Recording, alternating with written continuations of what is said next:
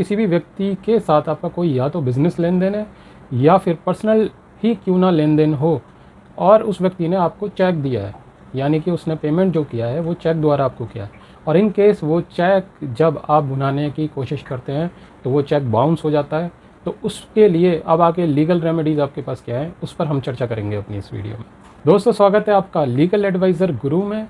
और आज इस वीडियो में मैं आपको वो लीगल रेमेडीज़ बताऊंगा जो चेक बाउंस के केस में आप यूज़ कर सकते हैं। चेक बाउंस होना एक कानूनन अपराध है, इसलिए इस वीडियो में जो मैं आपको रेमेडीज़ बताऊंगा मैं स्टेप बाय स्टेप आपको एक प्रोसेस के ज़रिए बताऊंगा, तो आपने उस प्रोसेस को जैसा मैं बता रहा हूं उस तरीके से ही फॉलो करना है। दोस्तों, जैसे ही आपको बैंक से इन्फॉर्मेशन मिलती है कि चेक आपका बाउंस हो चुका है,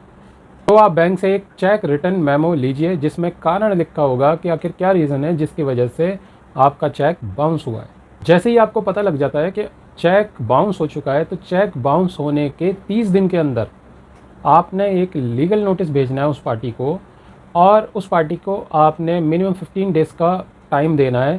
कि वो आपको पेमेंट कर सके। जो ये आप नोटिस भेजेंगे दूसरे व्यक्ति को,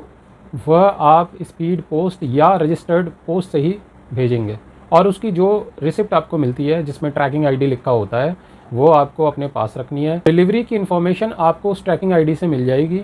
3 से 4 दिन बाद जब आप चेक करेंगे उस ट्रैकिंग आईडी से, तो आपको पता लग जाएगा कि किस दिन और किस समय उस व्यक्ति को आपका लीगल नोटिस रिसीव हो चुका है। जैसे ही आपको वहाँ पे डिलीवरी इन्फॉर्मेशन मिलती है, आपने पूरी ट्रैकिंग रिकॉर्ड का एक प्रिंट आउट निकाल लेना है।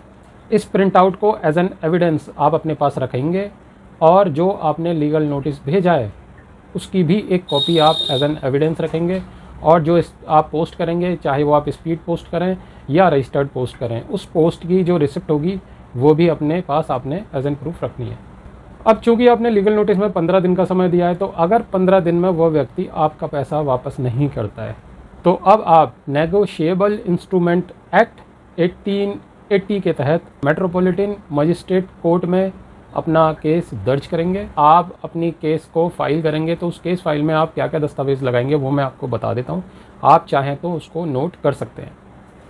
तो first of all, cheque bounce का मैटर है तो आपने चेक की कॉपी उसमें लगानी है, ओरिजिनल। नेक्स्ट, आपने जो बैंक से आपको चेक रिटर्न मेमो मिला है वो लगाना है। जो आपने लीगल नोटिस उस पार्टी को भेजा है उस लीगल नोटिस की कॉपी आपने लगानी है, और अपने नोटिस के ऊपर कहीं भी खाली जगह में आप उस रिसिप्ट को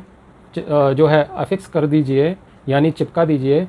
जो आपको पोस्ट करते टाइम पोस्ट ऑफिस से मिली है। और इसके साथ जो आपने ट्रैकिंग रिकॉर्ड का प्रिंट आउट निकाला है वो ट्रैकिंग रिकॉर्ड भी आपको अटैच कर देना है।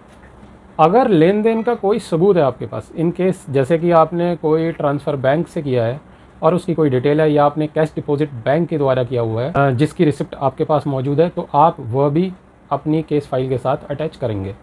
अब ये जान लेते हैं कि इस मामले में क्या सज़ा हो सकती है उस व्यक्ति को। तो या तो 2 साल की सज़ा हो सकती है उस व्यक्ति को, और अगर ये नहीं होता है तो उस व्यक्ति को कोर्ट ऑर्डर कर सकती है कि जो भी चेक का अमाउंट है अप टू डबल अमाउंट वो आपको पे करे। और सम कंडीशन में दोनों ही चीज़ें उस व्यक्ति पर कोर्ट लगा सकता है, यानी कि अप टू 2 ईयर्स तक की सज़ा भी दिलवा सकता है, और उसको चेक से अप टू डबल अमाउंट का जुर्माना भी लगा सकता है। कुछ एक्स्ट्रा रेमेडीज़ भी मैं आपको इसमें बता देता हूँ, अगर आप चाहें तो उसका इस्तेमाल कर सकते हैं। क्योंकि चेक आपका बाउंस हुआ है तो ये एक धोखाधड़ी के अंडर भी कंसीडर होता है। आप आईपीसी की सेक्शन 420 के अंडर भी एक क्रिमिनल मुकदमा उस व्यक्ति के ऊपर दर्ज करा सकते हैं। इसके अलावा एक सिविल रेमेडी भी है आपके पास कि आप सिविल कोर्ट में रिकवरी सूट दाखिल कर सकते हैं। दोस्तों, इस मुकदमे में टाइम लिमिट की बहुत अहमियत है, इसलिए अगर आपने अभी तक टाइम लिमिट्स नहीं लिखी हैं कि चेक के कितने दिन के भीतर आपको नोटिस भेजना है, नोटिस में कितना टाइम आपको सामने वाली पार्टी को देना है, और अगर सामने वाली पार्टी फेल हो जाती है पेमेंट करने में तो फिर कितने दिन के अंदर आपको मुकदमा एनआई एक्ट के तहत दर्ज कराना है, इसके लिए आप इस वीडियो को दोबारा देख सकते हैं, और सारी टाइम लिमिट्स और स्टेप बाय स्टेप आपने क्या करना है वो प्रॉपर प्रोसीजर आप नोट डाउन कर सकते हैं। इस वीडियो को अपने सर्कल में आप ज़्यादा से ज़्यादा शेयर करें ताकि लोगों को अपने अधिकार के बारे में पता चले। दोस्तों, अगर आपके साथ भी चेक फ्रॉड हुआ है तो आप कमेंट बॉक्स में चेक जस्टिस ज़रूर लिखिए। मिलते हैं नेक्स्ट वीडियो में कुछ ऑसम कंटेंट के साथ, तब तक लिए बाय।